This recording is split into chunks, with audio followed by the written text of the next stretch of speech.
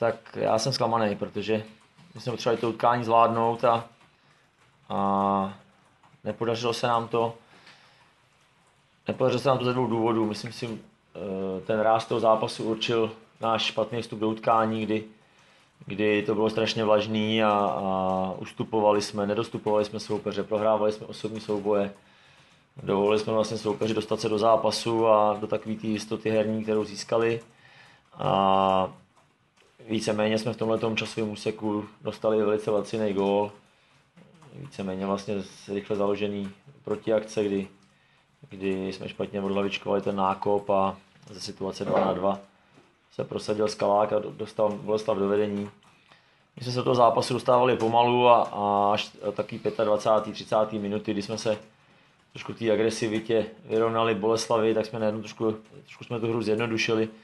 Tak jsme ji vyrovnali a řekl bych, že před půlí už jsme se dostávali do takového jakoby našeho normálního stavu a bohužel ale vlastně ty dvě šance, nebo ta jedna tutová Máry Hanuska gólem neskončila, aby jsme si pomohli do šatny. Takže jsem musel zvýšit hlas v kabině trochu. Myslím si, že to pomohlo, protože po půli asi to byl takový náš nejlepší úsek, ale prostě k tomu, aby jsme uspěli, tak to je ten druhý důvod, proč se nám to nepodařilo, tak je větší efektivita a produktivita, už nás to provází teď delší dobu.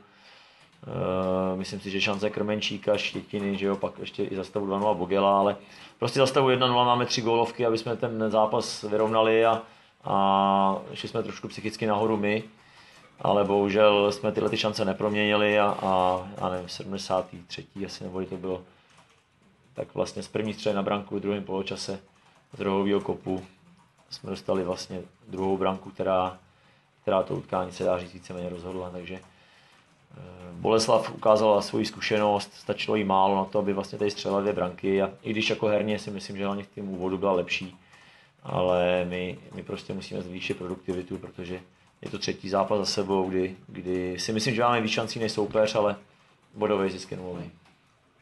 Tak já si myslím, že jsme ty šance prostě měli na to, aby jsme aspoň remízovali, no.